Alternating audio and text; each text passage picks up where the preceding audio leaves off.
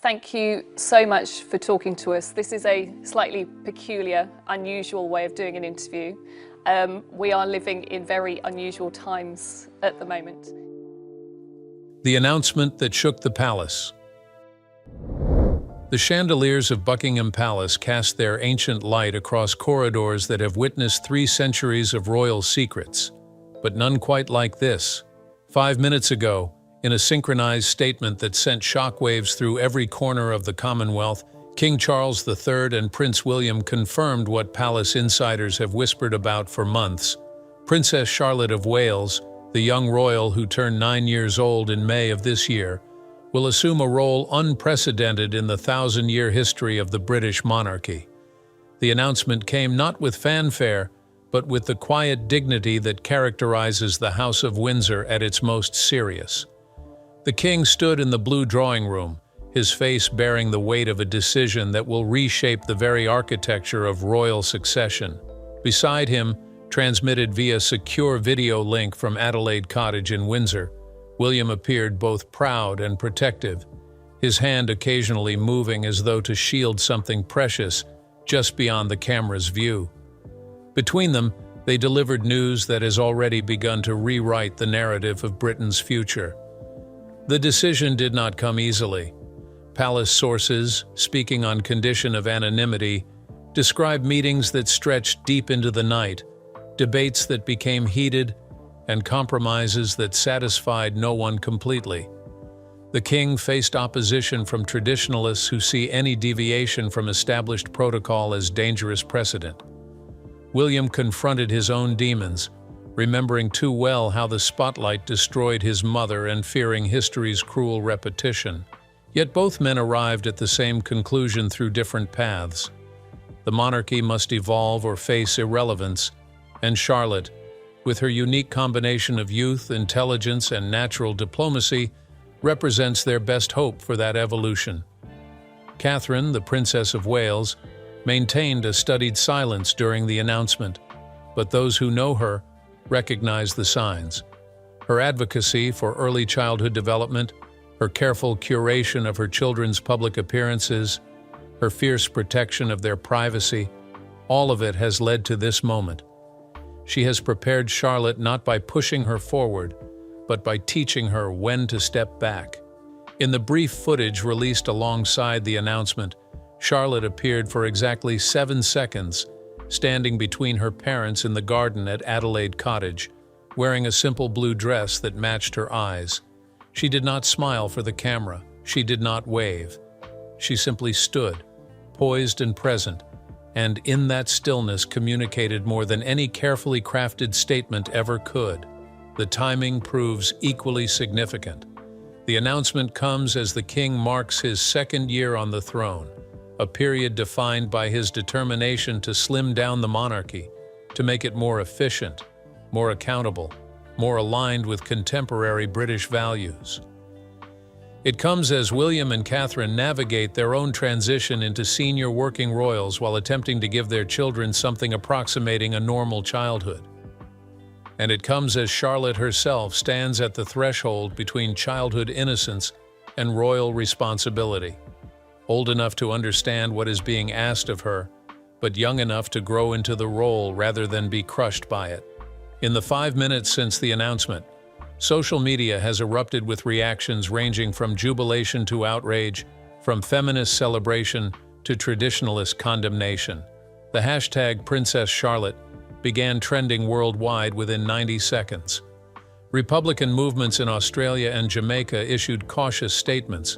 The Archbishop of Canterbury, who will play a crucial role in any constitutional changes, released a message of prayerful support. And in living rooms across Britain and throughout the Commonwealth, families began discussing what this means, not just for Charlotte, but for every daughter watching, every girl who has been told to wait her turn, to step aside, to accept second place as her birthright. The palace has promised a full briefing in 48 hours. Until then, the world waits, watches, and wonders what prompted 2 of the most cautious men in public life to make such a bold, irreversible decision. the princess they never expected. Long before today's announcement, those closest to the Wales family recognized something exceptional about their only daughter. Charlotte Elizabeth Diana, named for her great-grandmother, her grandmother, and the grandmother she would never meet, arrived into the world on May 2, 2015, welcomed by crowds but also by a question that had haunted royal births for centuries. Would she matter as much as her brothers? The question itself revealed the problem. Prince George, born 2 years earlier, had been celebrated as the future king from his first breath. Prince Louis, born 3 years later, would be cherished as the spare. But Charlotte occupied that peculiar middle space, important enough to warrant protection and protocol, but not important enough to shape her own destiny within the institution. Or so everyone assumed. Catherine understood the trap before anyone else. She had lived it herself, scrutinized and judged, reduced to her wardrobe choices and her ability to produce heirs. She had watched Diana's daughters-in-law navigate similar constraints, and had observed how the institution could simultaneously elevate and diminish the women within it. She made a private vow, confided only to William during a late-night conversation in their Kensington Palace apartment, that Charlotte would be different. Charlotte would be prepared. Charlotte would have choices. The preparation began subtly. While George attended carefully curated public events designed to familiarize him with his future role, Charlotte's appearances followed a different pattern. She accompanied her mother to charity events focused on childhood development and mental health. She sat in on meetings, too young to contribute but old enough to observe. She learned, without being explicitly taught, how power could be wielded gently, how influence could flow through conversation rather than command, how a carefully chosen word could accomplish what volumes of decree could not. William watched his daughter with a mixture of pride and pain. He saw flashes of his mother in her directness, her refusal to pretend emotions she did not feel, her instinctive reading of social dynamics. But he also saw something distinctly her own, a gravity that neither George nor Louis possessed, an awareness that set her apart even in family photographs. When Charlotte looked at the camera, she seemed to look through it, past the lens to the millions beyond, recognizing even at her young age that privacy was a luxury her birthright had stolen. The king noticed too. During private family gatherings at Balmoral, he observed how Charlotte moved through rooms, how she listened more than she spoke, how she positioned herself not at the center of attention but slightly to the side, watching, learning, cataloging information that might prove useful later. He recognized the pattern because he had lived it himself during his own long apprenticeship as heir apparent. Charlotte possessed what his own youth had lacked, the ability to understand that power delayed is not power denied, but rather power refined. The room fell silent. Security shifted position. Palace advisors mentally drafted crisis communications.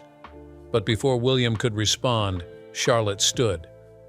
She walked to the microphone, looked at the young woman, and said something that was not recorded, because it was not meant to be. Whatever words passed between them lasted less than a minute, but when Charlotte returned to her seat, the young woman was crying, and the atmosphere in the room had transformed from confrontational to contemplative. William never asked his daughter what she said. Catherine did later that night, and Charlotte's response was characteristic in its simplicity. She had told the truth. She had acknowledged the pain, admitted the history, and offered not empty promises but a sincere question. What would make it better? The young woman had answered and Charlotte had listened, and in that exchange, something fundamental had shifted. The king learned of the incident through his private secretary who had been present at the summit. He requested the footage, watched it 17 times, and made a decision. The monarchy needed Charlotte not despite her youth, but because of it. She could say things, do things, reach people in ways that he and William never could. The institution had spent decades trying to modernize by changing its messaging. Perhaps what it needed was to change its messengers. The king agreed to everything. He understood what his son could not yet fully grasp, that in protecting Charlotte, William was also freeing her. The restrictions would become her armor, the boundaries of her strength. She would enter public life not as a victim of circumstance, but as an architect of her own destiny, within the considerable constraints that royalty imposed, but with more agency than any princess before her had ever possessed. And so the decision was made, the announcement prepared. And today, 5 minutes ago, the world learned what the family has known for months. Princess Charlotte is no longer simply a princess. She is a promise, a bridge, a radical experiment in whether monarchy can matter to a generation that questions everything. The real question now is not whether she is ready for the role, but whether the role and the institution behind it is ready for her. The weight of a crown, not yet worn. The morning after the announcement, Charlotte attended school as usual. This detail, carefully leaked to select journalists, was meant to communicate normalcy, continuity, the promise that despite everything that has changed, the girl herself remains unchanged. But anyone who has lived under the weight of public expectation understands the lie inherent in such reassurances.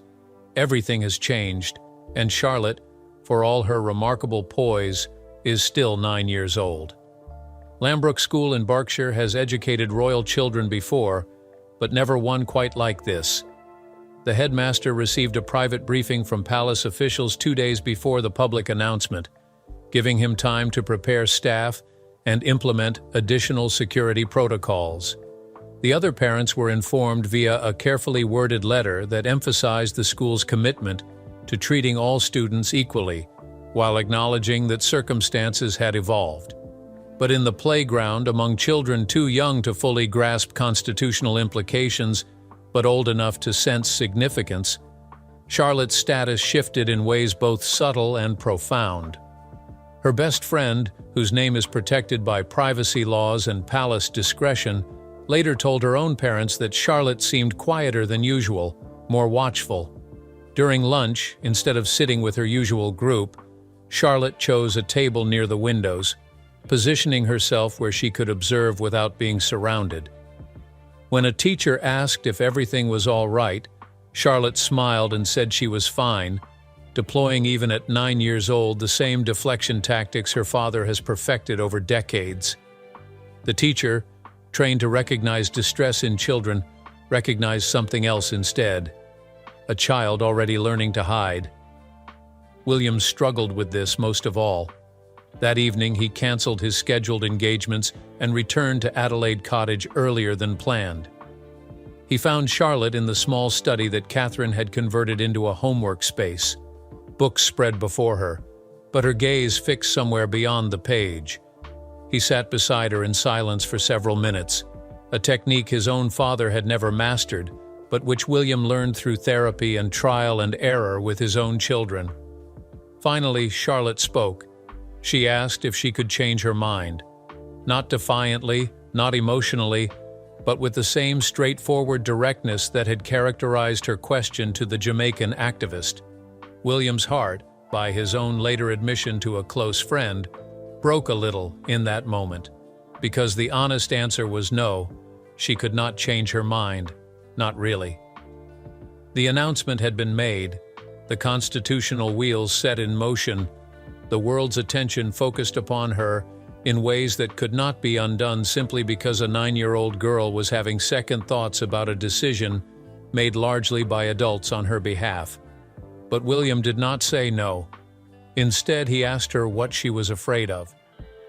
Charlotte considered the question with the seriousness it deserved before answering.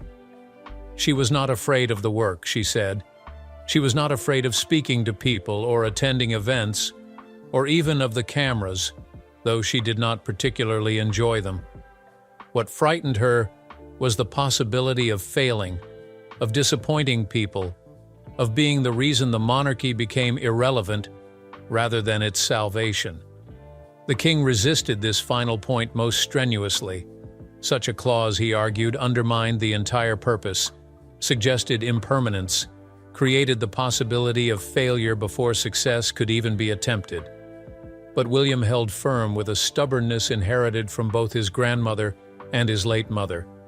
His daughter would have agency, or she would have nothing. The king, faced with his son's intransigence and perhaps remembering his own struggles against institutional inflexibility, relented. Her most effective intervention came during a small dinner at Clarence's house, where she sat beside the king and shared photographs from Charlotte's birthday party several months earlier. Simple images: Charlotte laughing with friends, her face smeared with cake, her eyes bright with uncomplicated joy. Catherine did not make speeches or issue ultimatums. She simply showed her father-in-law what they risked losing in their rush to save an institution. The king, who has experienced his own complicated relationship with duty versus desire, understood. Meanwhile, Charlotte herself navigated her new reality with a resilience that both reassured and worried those closest to her. She attended a scheduled visit to a children's hospital, her first public engagement since the announcement, and moved through the ward with practiced ease. She spoke to sick children with genuine warmth, asked questions that revealed actual interest rather than rehearsed curiosity, and even comforted a crying toddler with an unself-consciousness that melted the hearts of watching nurses. The footage, carefully distributed to media outlets, showed exactly what the palace wanted the world to see: a natural, compassionate young girl growing gracefully into her role. What the cameras did not capture was Charlotte in the car afterward, staring out the window in silence for the entire 40-minute drive back to Windsor. What they did not record was her question to Catherine that evening, asked with the bluntness of childhood: "Why do people care more about what I do than about the children who are actually sick?" Catherine had no good answer, because there is no good answer. Only the complicated truth that symbolic gestures matter to humans in ways that transcend logic or fairness. But perhaps the most significant preparation happened away from offices and official briefings. George, in a conversation overheard by palace staff, told his younger sister that being third in line was actually better than being first, because she could do interesting things while he had to be boring and careful. Louis, with the uncomplicated affection of a 6-year-old, simply hugged Charlotte more frequently, his child's instinct recognizing something the adults around him could articulate but not quite solve. His sister needed reassurance more than she needed responsibility. The king watched all of this unfold with feelings he struggled to name. Pride, certainly, in a granddaughter who displayed more natural diplomacy than most trained ambassadors. Concern for the burden being placed on young shoulders, but also something more complex, a recognition that in Charlotte, the monarchy had found something it had lacked for generations, not just a symbol or a figurehead, but a genuine bridge between the ancient institution and a future that might still have room for it. Whether that bridge could bear the weight being placed upon it remained, 5 minutes and several days after the announcement that changed everything, very much an open question. The Commonwealth's quiet revolution. The Commonwealth, that peculiar association of 56 nations bound by history, language, and the increasingly tenuous thread of shared monarchy, watched the Charlotte announcement with particular intensity. For decades, these nations have grappled with their relationship to the crown, balancing tradition against the uncomfortable realities of colonial legacy, weighing the benefits of association against the costs of continued connection to an institution many view as fundamentally outdated. Charlotte's appointment as Ambassador for Youth and Commonwealth Futures represented either a desperate attempt to maintain relevance or a genuine evolution toward something new. The verdict varied depending on which capital city one asked. The response from Jamaica proved even more pointed. The island nation has made clear its intention to follow Barbados into republican status, a decision driven partly by practical governance considerations, but also by a deeper reckoning with the meaning of independence and self-determination. When news of Charlotte's appointment broke, youth leaders in Kingston organized an impromptu forum to discuss what meaningful Commonwealth engagement might actually look like. Their consensus: it would require listening more than speaking, learning more than teaching, and acknowledging uncomfortable truths that royal protocol typically avoids. Yet not all Commonwealth reactions tilted negative. In smaller island nations of the Pacific and Caribbean, where the personal connection between monarch and people has historically run deeper, Charlotte's youth was seen as potentially advantageous. A representative from Tuvalu, speaking at a Commonwealth Youth Conference in Singapore, suggested that Charlotte's generation had no personal connection to empire, no direct responsibility for historical wrongs, and might therefore approach Commonwealth relationships with fresh perspective, unburdened by defensive nostalgia. Her youth could be a liability or an asset, depending entirely on how the role was actually executed. The palace understood these dynamics better than critics might assume. The decision to position Charlotte as an ambassador rather than a traditional royal patron reflected hard-won lessons from failed tours and fumbled engagements. When William and Catherine visited the Caribbean in March of 2022, they faced protests, pointed questions, and widespread criticism for what was perceived as tone-deaf pageantry, disconnected from contemporary concerns. The trip, meant to celebrate the Queen's Platinum Jubilee, instead accelerated Republican sentiment and forced uncomfortable reckonings within the palace about how monarchy could function in former colonies. Charlotte's role was designed, at least in theory, to avoid these pitfalls. Rather than touring with elaborate motorcades and ceremonial distance, her engagements would focus on small group discussions, youth forums, and genuine dialogue. Rather than arriving with predetermined agendas, she would be positioned as a listener, a learner, someone authentically curious about the lives and concerns of young Commonwealth citizens. The model was less traditional royal tour and more extended educational exchange, with Charlotte both teaching and being taught. But theory and practice diverge most dramatically when confronted with the realities of protocol, security, and media management.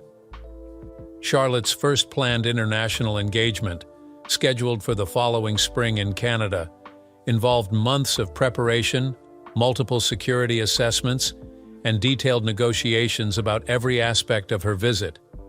The Canadian government, while officially welcoming, also needed to manage its own complex relationship with the monarchy, balancing the preferences of monarchist citizens against the concerns of Indigenous communities for whom the Crown represented historical trauma rather than benign tradition. The compromise reached was instructive. Charlotte would visit, but not in traditional royal fashion. She would attend a youth climate summit in Vancouver, participate in workshops rather than simply observe them, and spend time with Indigenous youth leaders in a setting that prioritized conversation over ceremony. Most significantly, the visit would be framed not as Charlotte bringing enlightenment from the imperial center, but as Charlotte learning from diverse perspectives, her role explicitly educational rather than instructional. Even this carefully calibrated approach faced criticism. Indigenous activists pointed out that no amount of careful framing could change the fundamental power imbalance, that Charlotte's presence would inevitably center British royalty in conversations that should focus on Indigenous sovereignty and self-determination. Youth climate organizers worried that media attention would shift from substantive policy discussions to coverage of what Charlotte wore and how she smiled. And Republican movements across Canada saw the visit as precisely the kind of calculated charm offensive that made monarchy insidious, using an appealing child to soften opposition and maintain an institution that should be consigned to history. The king, monitoring these debates from London, faced his own reckoning with the limitations of even well-intentioned reform. He had genuinely believed that Charlotte's appointment represented progressive change, a monarchy adapting to modern values and contemporary expectations. But the responses from Commonwealth nations forced him to confront an uncomfortable truth. For many people, especially in formerly colonized countries, The problem was not how the monarchy presented itself, but what it fundamentally represented. No amount of modernization could change the historical reality that the crown sat atop a pyramid built through conquest, extraction, and exploitation. William approached the same realization from a different angle. During a private conversation with a senior diplomat from Ghana, he asked directly what Commonwealth nations actually wanted from the monarchy. The diplomat's response, delivered with the candor of a long acquaintance, was devastating in its simplicity. Many wanted nothing. They maintained Commonwealth membership for practical benefits like trade agreements and educational exchanges, but the monarchical element was at best irrelevant and at worst actively problematic. Charlotte's appointment would not change this fundamental indifference, though it might delay the inevitable dissolution of Commonwealth realms into fully independent republics. Yet within this sobering assessment lay possibility. If the monarchy could not maintain its position through tradition and inherited authority, perhaps it could earn relevance through genuine service and authentic engagement. Charlotte, unburdened by personal responsibility for historical wrongs and genuinely interested in global youth issues, might actually connect with her generation in ways her grandfather and father never could. The challenge was ensuring that her role remained substantive rather than symbolic, that she was given real agency to learn, grow, and even make mistakes rather than being positioned as a perfectly polished product of palace machinery. The test would come in how the institution responded when Charlotte inevitably encountered difficult questions or uncomfortable situations. Would she be allowed to speak honestly about colonial legacy, climate injustice, and structural inequality? Would she be permitted to acknowledge the complicated feelings many Commonwealth citizens had toward the crown? Or would palace handlers intervene, smoothing rough edges and managing messages until Charlotte became just another carefully controlled royal presence, indistinguishable from the system she was supposedly meant to transform? These questions remained unanswered as preparations for the Canada visit continued. Charlotte herself, in her limited exposure to these debates, approached them with characteristic directness.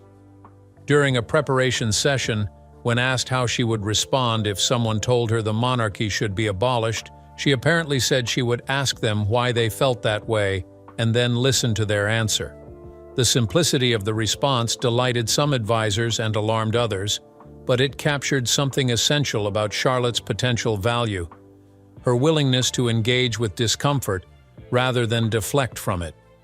The Commonwealth, vast and varied and increasingly restless, would ultimately judge Charlotte not by her lineage or her title, but by her authenticity and her actions. Whether a 9-year-old princess could navigate these complex currents while also simply being a child remained the question that kept both William and Catherine awake at night, staring at bedroom ceilings and wondering if they had made the right choice for their daughter, their family, and the institution they served, whether they always wanted to or not. The future arrives early. 6 days after the announcement that reshaped her life, Princess Charlotte attended her school's winter concert. She sang in the choir, her voice one among many, her position in the back row deliberately chosen to emphasize normalcy and deflect attention. But cameras waited outside nonetheless, and social media erupted with analysis of her expression, her posture, her every visible gesture. This was her new reality, a life lived in the space between extraordinary expectation and ordinary childhood, with no clear map for how to navigate between the two. The palace released no statement about the concert, no photographs, no carefully curated glimpses of royal family life. This silence itself constituted a statement, a boundary drawn between public duty and private existence. Catherine had insisted on this distinction with a fierceness that surprised even those who knew her well. Charlotte's official role would come with official engagements, properly staffed and thoughtfully planned. But her childhood, what remained of it, would be protected with whatever power the Princess of Wales could marshal. William attended this meeting, an unusual step that signaled his personal investment in getting this right. He listened as experts debated engagement frequency, media access, educational requirements, and security protocols. But when the conversation turned to Charlotte's first major speech, planned for a Commonwealth youth event in 6 months, he intervened with a question that cut through the careful planning. Had anyone asked Charlotte what she wanted to say? The silence that followed provided its own answer. The king, informed of this exchange, recognized his son's point, but also the practical problem it created. Charlotte was 9 years old. 9-year-olds, even exceptionally mature ones, lacked the knowledge, perspective, and experience to craft speeches on constitutional matters or Commonwealth relations. Guidance was necessary, structure essential. Yet William's question gestured toward a deeper truth. If Charlotte was to be authentic rather than performative, her voice needed to remain genuinely hers, even if that voice required support and development. A compromise emerged gradually through multiple conversations and careful negotiations. Charlotte would work with speechwriters, but only after extensive discussions where she would share her actual thoughts, concerns, and questions. The resulting speeches would blend her authentic voice with appropriate context and diplomatic care, aiming for something neither purely childish nor artificially adult. She would be allowed to sound 9 years old, to express uncertainty, to ask questions rather than simply provide answers.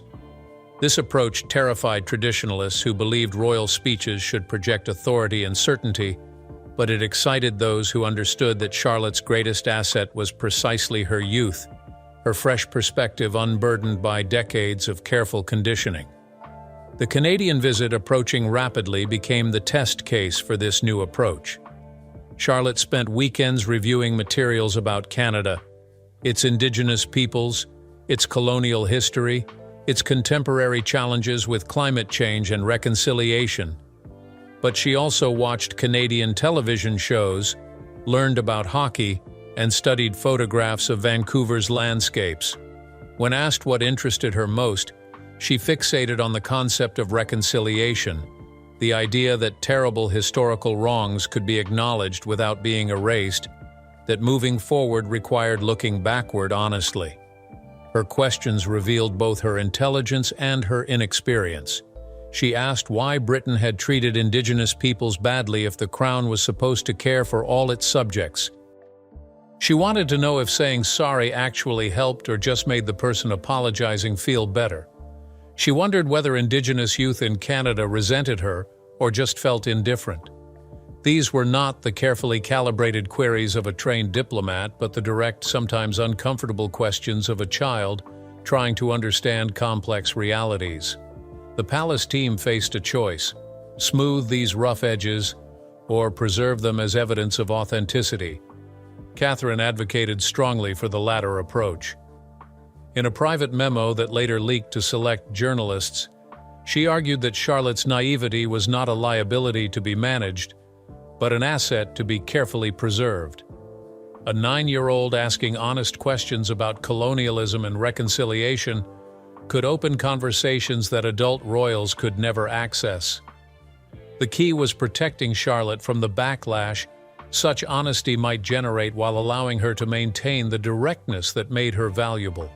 The king read this memo 3 times, each reading revealing new layers of both wisdom and risk. His daughter-in-law understood something important about modern communication, about how authenticity cut through Polish in ways that traditional royal performance could not match. But she perhaps underestimated the cruelty of public discourse, the way vulnerability gets weaponized, the reality that Charlotte's honest questions might be twisted into evidence of ignorance or insensitivity.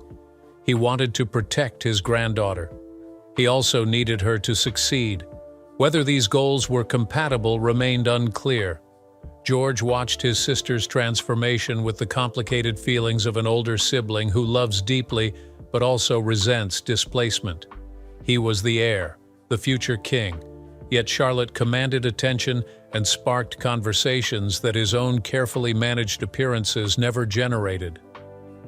During a rare moment when the three siblings were allowed simply to play, building elaborate structures with blocks in the Adelaide Cottage playroom, George asked Charlotte if she liked being special. Charlotte, with the honesty that characterized their private interactions, said no, not really, but she did not know how to stop it. George's response, later recounted by a nanny to palace officials, revealed wisdom beyond his 11 years. Maybe she did not need to stop it. Maybe she just needed to decide what special meant. Louis, too young to fully grasp the implications but old enough to sense disruption, dealt with the changes by becoming the family comedian, diffusing tension with silly voices and exaggerated falls. Catherine welcomed this, recognizing that humor provided necessary relief from the weight of expectation. But she also worried that Louis was learning even at 6 to manage adult emotions through performance, to smooth difficult moments by making himself entertaining. The patterns were establishing themselves early, the roles solidifying. George, the steady heir; Charlotte, the bridge to the future; Louis, the delightful distraction. Each role came with costs not yet fully calculated. As the days passed and the Canadian visit drew nearer, Charlotte herself seemed to settle into her new reality with resilience that both impressed and concerned those watching closely. She completed her homework, attended her classes, played with her friends, and slowly, incrementally, prepared for a role that should not exist for someone so young. In quiet moments, she would ask Catherine questions: whether people would hate her, whether she could quit if it became too hard, whether being royal meant never being truly happy. Catherine answered honestly when she could, and held her daughter when honesty provided no comfort. The announcement was 5 minutes ago, 5 days ago, 5 transformations ago.